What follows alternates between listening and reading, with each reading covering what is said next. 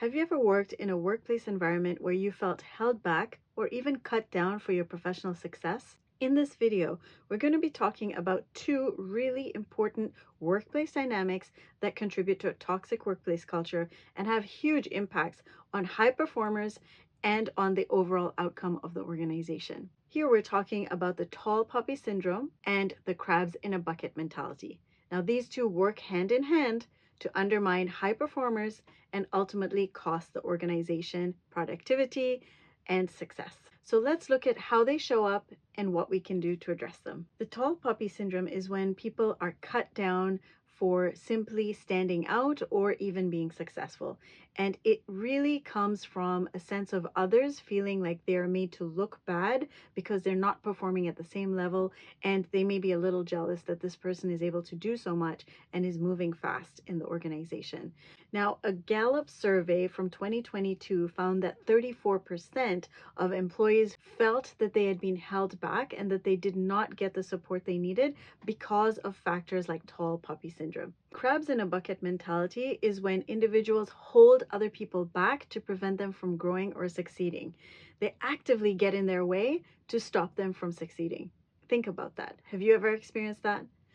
A 2019 survey by McKinsey showed that 30% of women in leadership roles had experienced some form of sabotage in the form of resistance, in the form of passive-aggressive behavior, in the form of gossiping behind their backs. They experienced all different ways in which somebody was being set up to fail as they were trying to move forward. While the tall poppy syndrome and the crabs in a bucket phenomenon affects everybody negatively when they're in a toxic workplace culture, research shows that these issues affect women and people from marginalized backgrounds more disproportionately. A 2020 survey by Lean In and McKinsey showed that women of color were 19% less likely to be promoted compared to their white male counterparts, and this was because of implicit bias, resistance, and a sense of being in competition. This is particularly true for people who break the glass ceiling and who show exceptional competence in male-dominated sectors such as tech and finance. They're often seen as being too aggressive, too loud, too unrefined in how they do things. Everything that we disguise as conversations about leadership competencies and fit often falls in the bucket of some form of implicit bias or resistance that is holding somebody back because they don't fit the mold. Insecurity, fear of inequality, and outdated cultural norms within an organization, if left unchecked, can create a huge toxic workplace environment that erodes trust and undermines high performers to the point where they either have health issues, job dissatisfaction, or they just leave. A 2021 survey by University of Toronto found that 60% of employees who experienced toxic competition at work and the negative behaviors related to tall poppy syndrome and crabs in the bucket syndrome felt that they lost productivity, lost job satisfaction, and were really not happy to be there.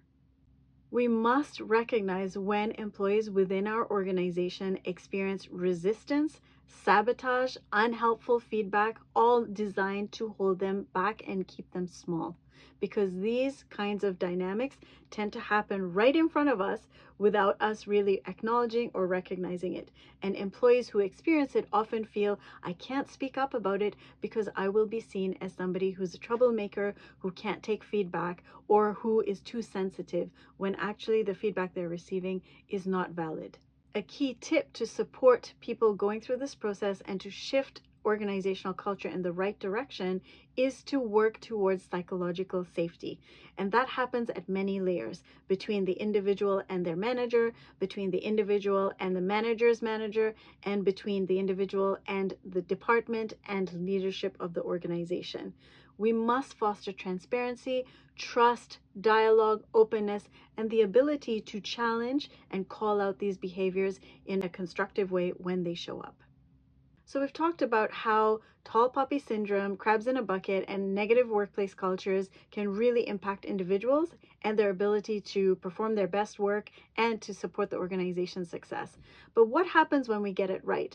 A 2021 study by Gallup showed that organizations with a culture of support and recognition experience a 21% increase in profitability and a 17% increase in productivity.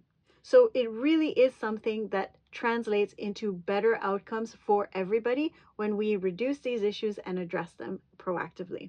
All right, and here's the best part. Let's talk about 3 practical ways that we can help address these issues so everybody succeeds. The first one is to shift from a culture of competition to a culture of collaboration and celebrating success of individuals and groups. A second really helpful strategy is to ensure that we have multiple ways of giving people the opportunity to share feedback safely. And that includes addressing any perceived fear or real fear of retaliation when they bring up such sensitive issues. At the end of the day, we want any employee who feels that they're being held back or who are experiencing resistance or sabotage to be able to have support in addressing those issues in a constructive way and be able to get back to work without destroying relationships in the process. So we really need to create many mechanisms and ways of providing feedback and addressing that feedback safely. Third strategy that I think every organization should be taking on is building the capacity of our leaders, especially those who are supporting others, to be able to recognize the behavior, address it proactively, and also foster a culture that is different from the one that we're just talking about. So there you have it. It takes a lot of intentionality and a lot of skill and effort to create environments that enable high achievers to succeed and have everybody feeling like they are part of the winning process and they are recognized and valued for what they bring to the table. But it is definitely possible, and it is highly important for organizations who want to succeed to invest in that work. I would love to be a partner with you if you would love a session around these issues, if you want some kind of coaching support for individuals who need a bit of adjustment in their behavior. If you want to develop skill sets for leadership in this area, I would love to partner with you on these.